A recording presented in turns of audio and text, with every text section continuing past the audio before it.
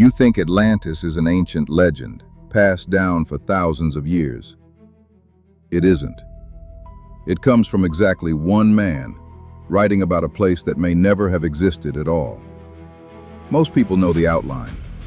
Atlantis was a magnificent, advanced civilization. In a single catastrophic night, it was destroyed by earthquakes and floods, and swallowed whole by the sea.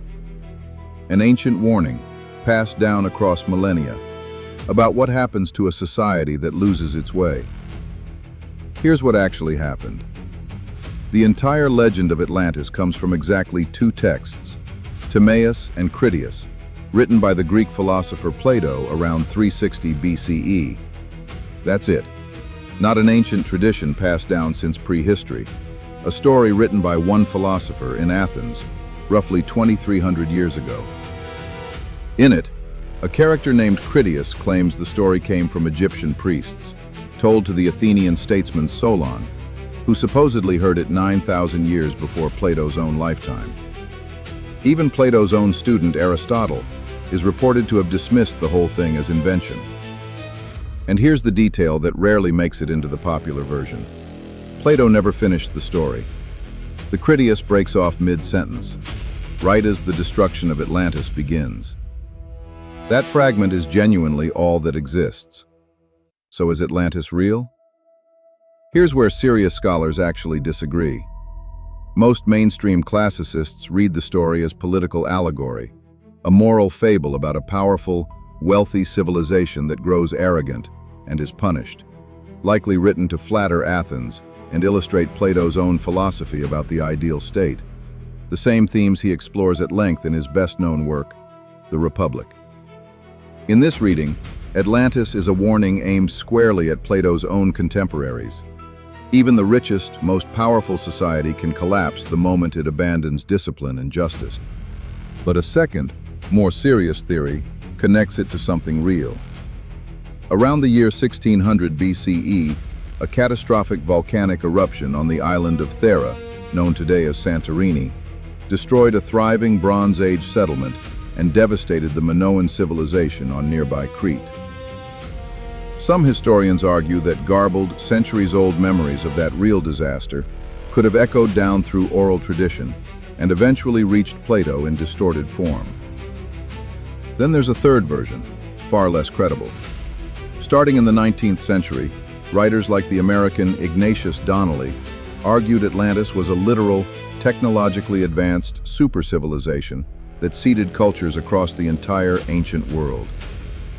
Almost no professional historian or archaeologist accepts this reading. There is no archaeological evidence for it anywhere.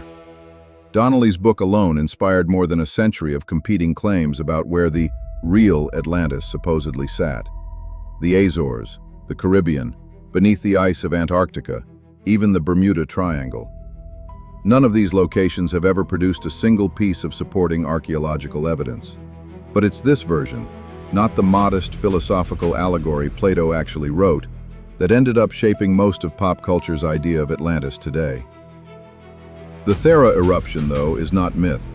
It's one of the largest volcanic events in recorded history. It blew out the center of an entire island, creating the dramatic caldera that tourists photograph in Santorini today, and triggered a tsunami that struck the coast of Crete with waves over 30 meters high. In 1967, archaeologist Spiridon Marinatos began excavating a Bronze Age town buried under the ash at a site called Akrotiri. It's sometimes called the Minoan Pompeii. Multi-story buildings, drainage systems, and vivid painted frescoes, all remarkably preserved. Unlike Pompeii, though, no human remains have ever been found there, suggesting the residents saw the warning signs and evacuated before the eruption finally came. The eruption's aftermath likely helped cripple the wider Minoan civilization on Crete, which never fully recovered its former power, and within a couple of centuries was absorbed by the rising Mycenaean Greeks. In other words, something did collapse suddenly in the Bronze Age Aegean, in roughly the right region Plato describes, just not exactly the way or exactly the date he describes it. There is a real problem with the theory, though, and honest historians say so directly. Plato dated Atlantis' destruction to roughly 9,000 years before Solon, which would place it around 9,600 BCE. The actual Thera eruption happened around 1600 BCE. That's a gap of nearly 8,000 years.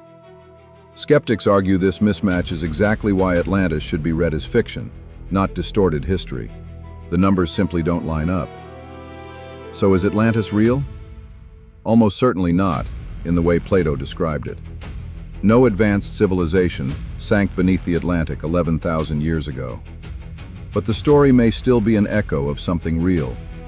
Not a warning from a lost super-civilization, but the memory of an actual Bronze Age town, destroyed in a single catastrophic event, and left waiting, buried in ash, for 3,500 years, until someone finally went looking. Maybe that's the more interesting story anyway. Not a myth about a perfect civilization erased by the gods, but proof of how easily even a real one can vanish so completely that all that survives, 23 centuries later, is a single, unfinished paragraph.